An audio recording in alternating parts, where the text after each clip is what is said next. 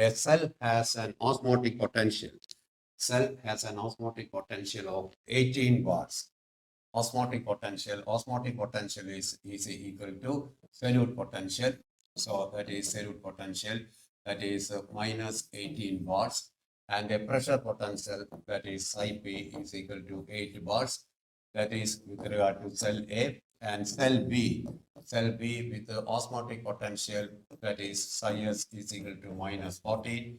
And pressure potential psi P is equal to 2.